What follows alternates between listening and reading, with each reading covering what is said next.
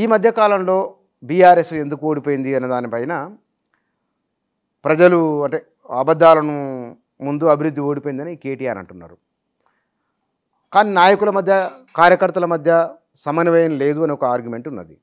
చాలా రకాల అంశాలు వచ్చాయి. అసలు ఏ కారణం వల్ల బీఆర్ఎస్ ఓడిపోయింది? మా పార్టీ చెప్తున్నట్టు మాట్లాడుతున్నట్టు మా ముఖ్య నాయకులు మాట్లాడుతున్నట్టు కొంత జరిగిన ప్రచారాన్ని బీఆర్ఎస్ ప్రభుత్వ పనితీరు మీద, బీఆర్ఎస్ ప్రభుత్వ పథకాల మీద, బీఆర్ఎస్ ప్రభుత్వం చారిత్రకంగా నిర్మించిన సాగునీటి ప్రాజెక్టుల మీద, వాటి మీద జరిగిన విష ప్రచారాన్ని తిప్పికొట్టడంలో కొంత విఫలమైన అనే భావన అందరి కార్యకర్తల్లో ఉంది. బీఆర్ఎస్ కార్యకర్తలు అందరి లోపల ఉంది.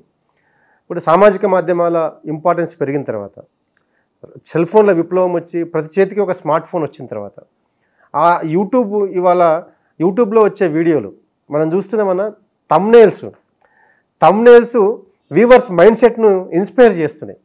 ఒక గమ్మతైన వాతావరణం సమాజంలో వచ్చింది. దాన్ని మేము గుర్తించలేకపోయినాం. ఈ సాంకేతిక విప్లవము సామాజిక జీవితాన్ని ప్రభావితం చేస్తున్న తీరును గుర్తించి వాటిని కూడా మేము బాగా వాడుకొని ఆ జరుగుతున్న విష ప్రచారాన్ని తిప్పికొట్టి ప్రజలకు ఇంకా బాగా దగ్గర అయ్యేందుకు, ప్రతి గ్రామంలో ఉన్న ప్రతి రైతుకు, ప్రతి యువకుడికి దగ్గర అయ్యేందుకు ఒక ఎఫెక్షనేటివ్ రిలేషన్, ఒక ఆత్మీయ అనుబంధాన్ని బీఆర్ఎస్ పార్టీకి గ్రామ స్థాయిలో ఉన్న ప్రతి వర్గంతో ఏర్పాటు చేసుకోవడం కోసం సామాజిక మాధ్యమాలను మేము వినియోగించుకోవాల్సింది. కానీ ఆ విషయంలో మేము సరిగ్గా వాటిని వినియోగించుకోకపోవడం వల్ల విష ప్రచారమే గ్రామాల మీద ప్రభావం చూపించింది, జనాల మీద ప్రభావం చూపించిందన్న అభిప్రాయం మాకైతే ఉంది. 69 లక్షల మంది రైతు బంధు తీసుకున్న వాళ్ళు, అంతకు పూర్వం కూడా ఈ సాయం అందింది లేదు. రైతు బంధు వలన ఎకరం అరెకరం ఉన్న చిన్నకారు రైతులకు ఓ రకంగా చెప్పాలంటే అది ఒక సెల్ఫ్ రెస్పెక్ట్ కూడా. అప్పు కోసం పోయి అడుకోకుండా ఇచ్చేది. అలాంటి వారు కూడా రూరల్ తెలంగాణ ఓటేయలేదు. పెన్షన్దారులు కూడా ఓట్లు పడలేదని షాదీ ముబారక్, కళ్యాణ లక్ష్మి ఈ పథకాల ఓట్లు సమగ్రంగా పడినా బీఆర్ఎస్ బయటపడాలి. ఇది బీఆర్ఎస్కు అంచనా. మరి వాళ్ళు ఎందుకు వేయలేదు? ఇప్పుడు రకరకాల కారణాలు చాలా. ఇప్పుడు మా పార్టీలో చెప్తున్నట్టు మీ అందరు కూడా గమనించే ఉంటారు. కార్యకర్తలు కూడా చెప్తా ఉన్నారు, రివ్యూలలో సమీక్షలలో ఓపెన్గా చెప్తా ఉన్నారు. అరే మేము మా ఎమ్మెల్యే పట్ల కొంత భిన్నాభిప్రాయంతో ఉన్నాం, కానీ మా ఎమ్మెల్యే ఓడిపోతే ఏమవుతుంది, కేసీఆర్ సీఎం అవుతాడు కదా. ప్రతి నియోజకవర్గంలో ప్రధానంగా ఎమ్మెల్యే డౌన్ కేసీఆర్ జిందాబాద్ ఈ నినాదం, ఈ భావన ఉండింది. అయితే ఎమ్మెల్యే ఓడిపోతే అల్టిమేట్గా ప్రభుత్వానికి కూడా ఇబ్బంది అవుతుంది అనే స్పృహను బీఆర్ఎస్ కార్యకర్తలు కూడా కోల్పోయినారు. కాబట్టి సహజంగా ఒక 10 ఏళ్ళు అందుబాటులో ఎమ్మెల్యే ఉన్నప్పుడు, గతంలోనే ఎమ్మెల్యేలేమో గత ప్రభుత్వాల్లో కాంగ్రెస్ ప్రభుత్వంలోనూ టీడీపీ ప్రభుత్వంలో ఎమ్మెల్యేలేమో ఎక్కువ పట్టణ ప్రాంతాల్లో ఉండేవాళ్ళు, అమాసకు పుణ్యానికి వచ్చి ఒక హీరో వర్షిప్ మెయింటైన్ చేసేవాళ్ళు. మెరుపు తీగలాగా అట్లా వచ్చి అన్నొస్తాడని ఎదురుచూపు ఉండేది. వాళ్ళ నెగిటివ్, వాళ్ళ లోపల ఏదైనా లోపాలు ఉంటే ప్రజలకు అర్థం కాకపోయేది, అప్పుడప్పుడు వచ్చి కనిపించిపోయేటోళ్ళు. కానీ బీఆర్ఎస్ ఎమ్మెల్యేలు ఏంది, నిత్యం ప్రజల మధ్య ఉన్నారు, ఆ నియోజకవర్గాల్లోనే ఉన్నారు.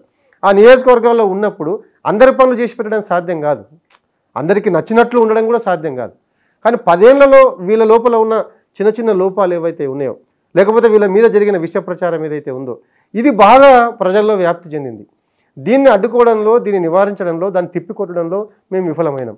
అనేక ఆరోపణలు వచ్చినాయి ఎమ్మెల్యేల మీద. అయితే ప్రభుత్వం కూడా ఆ ఎమ్మెల్యేల మీద వచ్చిన ఆరోపణలు నిజమైతే దాని మీద ఒక లోతైన పరిశీలన జరిపి, నిజంగా అట్లాంటి ఎమ్మెల్యేల మీద వచ్చిన ఆరోపణలు నిజమైతే వాళ్ళని పక్కకు పెట్టి ఉండాల్సింది. లేదు వాళ్ళ మీద జరుగుతున్న ప్రచారం అబద్ధమైతే ఆ ప్రచారాన్ని పార్టీ కార్యకర్తలుగా మేమందరం తిప్పికొట్టాల్సింది. ఈ రెండు సక్రమంగా జరగకపోవడం వల్ల జరగాల్సిన నష్టం జరిగిపోయింది. కానీ కాంగ్రెస్ పార్టీ ఇంత వే ఉంటుందని అంచనా ఉన్నదా మీకు? పార్టీలో చర్చ జరిగిందా? అప్పటికే ఓ వాతావరణం వచ్చింది, ఏదో కాంగ్రెస్ పర్సెప్షన్ వచ్చింది, కాంగ్రెస్ పార్టీ పట్ల చర్చ స్టార్ట్ అయింది అన్న. ఇప్పుడు జనరల్గా అనేక రకాల సంక్షేమ పథకాలు పెట్టిన తర్వాత 450కి పైగా సంక్షేమ పథకాలు, కళ్యాణ లక్ష్మి, షాదీ ముబారక్, 450కి పైగా సంక్షేమ పథకాలు. ఈ దేశంలో ఏ రాష్ట్ర ప్రభుత్వం కూడా ఇన్ని సంక్షేమ పథకాలను అమలు చేయలేదు. అన్నీ ఉన్నాయా? 450కి పైగా. కేసీఆర్ కిట్టు, కళ్యాణ లక్ష్మి, షాదీ ముబారక్, 1000కి పైగా గురుకులాలు, ఇట్లా చెప్పుకుంటూ పోతే ఎన్నో సంక్షేమ పథకాలను పెట్టిన తర్వాత ఇట్లాంటి ప్రజా తీర్పు వస్తుందని చెప్పి ఎవరు కూడా ఊహించరు, ఏ పార్టీ కూడా అనుకోదు. బ్రహ్మాండంగా ప్రజలకు కావాల్సిన సంక్షేమ పథకాలన్నీ అమలు చేస్తున్నాం. తెలంగాణ ఎక్కడో ఉన్న తెలంగాణను, దుఃఖంలో ఉన్న తెలంగాణను, కష్టంలో ఉన్న తెలంగాణను, అవస్థల్లో ఉన్న తెలంగాణను అభివృద్ధికి తలమానికంగా తీర్చిదిద్దినాం. కాబట్టి ప్రజలు ధర్మం వైపు నిలబడతారు, న్యాయాన్ని గెలిపిస్తారనే ఏ రాజకీయ పార్టీ అని అనుకుంటే అట్లనే బీఆర్ఎస్ నాయకులం అందరం కూడా అనుకున్నాం.